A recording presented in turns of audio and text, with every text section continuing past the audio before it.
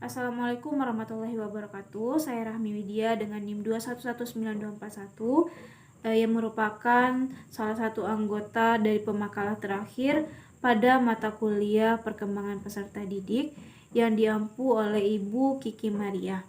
Yang mana pada kesempatan kali ini kami akan membahas tentang perkembangan moral di setiap fase perkembangan peserta didik. Nah, yang poin pertama yaitu adalah perkembangan moral peserta didik usia dini. Perkembangan moral anak usia dini ini terdapat dua teori yang dikemukakan. Yang pertama yaitu tahapan menurut Piaget. Nah, menurut Piaget ini ada dua tahapan dalam perkembangan moral anak usia dini. Yang pertama yaitu moralitas heterogen, di mana pada tahap ini anak itu berpikir bahwa keadilan dan peraturan adalah properti yang tidak bisa diubah, tetapi bisa dikontrol oleh orang dewasa. Dan juga pada tahap ini anak menilai keberadaan baik dan buruknya tingkah laku itu didasarkan pada konsekuensi yang diterimanya.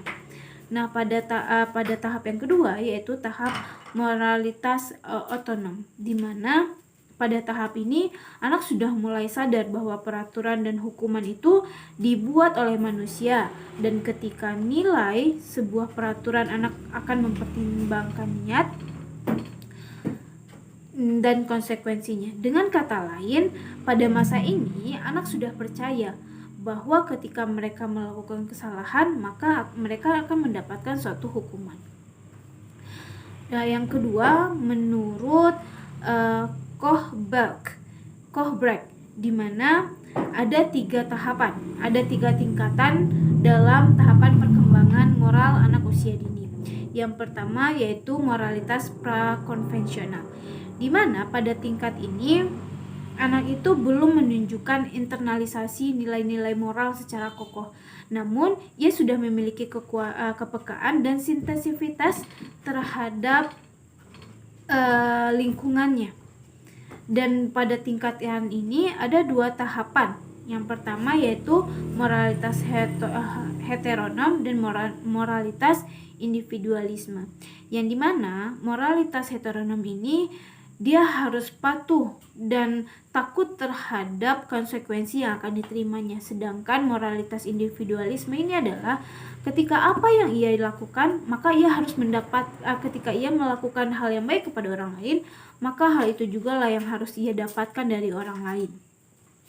Dan yang kedua, tingkatan yang kedua adalah tingkatan moralitas konvensional, di mana pada tingkatan ini individu itu memberlakukan standar tertentu, tetapi standar ini diterapkan oleh orang lain, misalnya seperti orang tua atau pemerintah, di mana moralitas ini atas dasar penyesuaian dengan peraturan untuk dapat persetujuan dari orang lain dan untuk mempertahankan hubungan baik dengan mereka.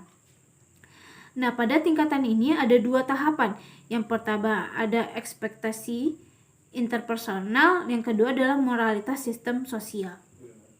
Dengan contohnya pada tahap yang pertama yaitu ekspektasi interpersonal, itu contohnya seperti kita mengembalikan krayon ke tempat semula yang setelah digunakan. Sedangkan moralitas sistem sosial itu sebagai contohnya kita bersama-sama untuk membersihkan kelas, di mana semua anggota kelompok itu wajib membawa alat kebersihannya. Dan yang ketiga ada moralitas pasca konvensional, di mana pada tingkatan ini seseorang sudah menyadari adanya jalur moral alternatif yang dapat memberikan pilihan dan memutuskan bersama tentang peraturan dan moralitas yang didasari pada prinsip yang diterimanya sendiri. Dan pada tingkatan ini ada 2 tahap juga yang dimilikinya, yaitu tahap hak individu dan juga tahap prinsip universal. Tahap individu contohnya sebagai pada awal tahun ajaran orang tua bisa diperkenankan untuk menunggu anaknya selama kurang lebih 1 minggu, dan setelah itu anak harus berani ditinggal. Yang kedua yaitu prinsip universal, di mana sebagai contoh anak secara sadar itu merapikan kamar tidurnya sendiri segera setelah ia bangun tidur dengan harapan agar kamarnya terlihat selalu dalam keadaan rapi.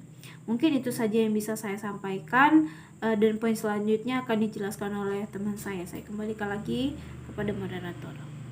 Assalamualaikum warahmatullahi wabarakatuh. Baiklah, di sini saya Fentrileningsih, NIM 21945 akan melanjutkan penyampaian materi yang kedua, yaitu pengembangan moral peserta didik usia kanak-kanak atau SD. Di sini Pigan membagi menjadi 3 tahap perkembangan moral yang sesuai dengan kajian pada aturan dalam permainan anak. Yang pertama ada fase absolut, yaitu di mana anak menghayati peraturan sebagai suatu hal yang mutlak, tidak dapat diubah karena berasal dari otoritas yang dihormatinya, seperti orang tua, guru, dan anak yang lebih berkuasa. Yang kedua ada fase realistis, yaitu di mana anak menyesuaikan diri untuk menghindari penolakan orang lain. Dalam permainan ini anak menaati aturan yang disepakati bersama sebagai suatu kenyataan atau realistis yang dapat diubah asal disetujui bersama.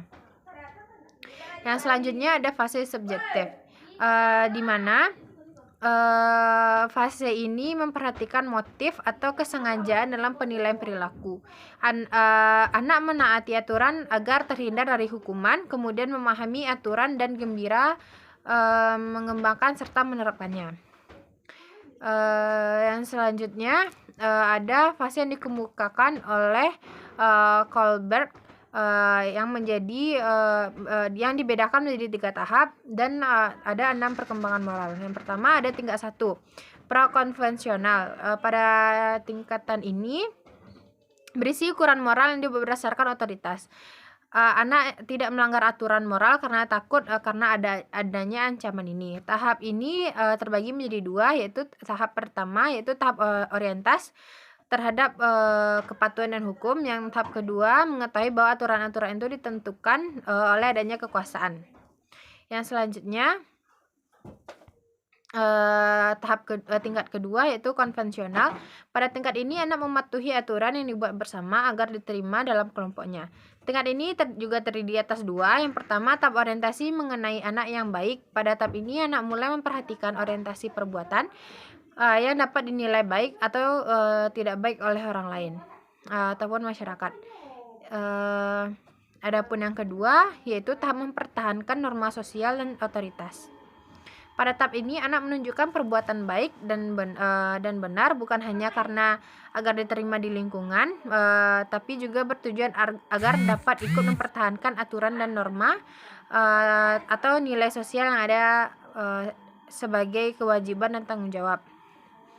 Yang ketiga adapun tingkat yang ketiga yaitu pasca konvensional, yaitu pada tingkatan ini anak mematuhi aturan untuk menghindari hukuman kata hatinya. Tingkatan ini juga dibagi menjadi 2, yaitu yang pertama tahap orientasi terhadap perjanjian antara dirinya dengan lingkungan sosial. Tahap ini berhubungan timbal balik antara dirinya dengan lingkungan sosial dan masyarakat. Seseorang yang menaati aturan sebagai kewajiban dan tanggung jawab dalam menjaga keserasian hidup bermasyarakat. Yang kedua yaitu tahap universal. Pada tahap ini selain ada norma pribadi yang bersifat subjektif, ada juga norma etik atau baik, buruk, benar atau salah yang bersifat universal sebagai sumber menentukan suatu perbuatan yang berhubungan dengan moralitas. Sekian dari saya. Wassalamualaikum warahmatullahi wabarakatuh. Di sini saya akan melanjutkan materi yang ketiga yaitu poin C, perkembangan moral peserta didik usia remaja. Nah, menurut Santrok pada tahun 1999, moral development adalah tahap perkembangan yang menekankan pada aturan dan nilai-nilai tentang apa yang harus dilakukan oleh individu pada saat individu berinteraksi dengan orang lain. Nah, untuk memahami perkembangan moral ini terdapat 3 hal yang paling penting dan harus diperhatikan. Nah, yang pertama, bagaimana remaja berpikir atau berpendapat mengenai suatu perilaku di mana dikenakan pada suatu perilaku tersebut tidak etis atau dan akan tetapi perilaku tersebut sesuai dengan situasi tertentu. Nah, perilaku tersebut menjadi etis. Contohnya, remaja dimintai pendapat mengenai apakah perlu atau tidak remaja mencontek pada saat ujian karena telah terdesak oleh waktu.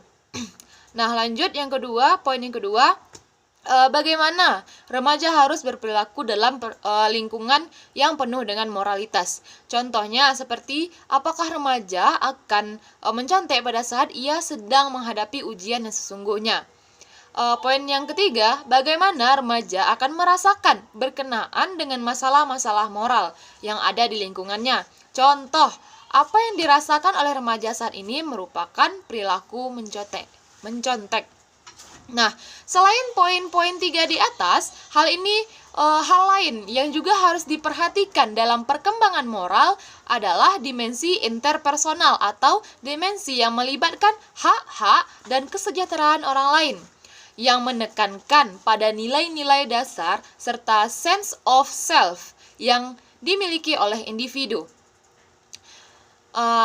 Di sini dimensi interpersonal mengatur hal-hal yang berhubungan dengan interaksi sosial dan usaha untuk mengatasi konflik. Dimensi interpersonal mengatur hal-hal tentang aktivitas individu, mengatur hal-hal tentang terikat dalam suatu interaksi. Lalu, tahap perkembangan moral Piaget. Nah, tahap perkembangan moral Piaget ini adalah heteronomous morality pada usia 4-7 tahun. Nah, pada tahap kali ini, keadilan dan aturan merupakan hal yang diyakini tidak dapat diubah. Sifatnya tetap dan dipegang oleh yang berkuasa. Nah, tahap kedua, autonomous morality pada usia 10 tahun ke atas. Nah, pada tahap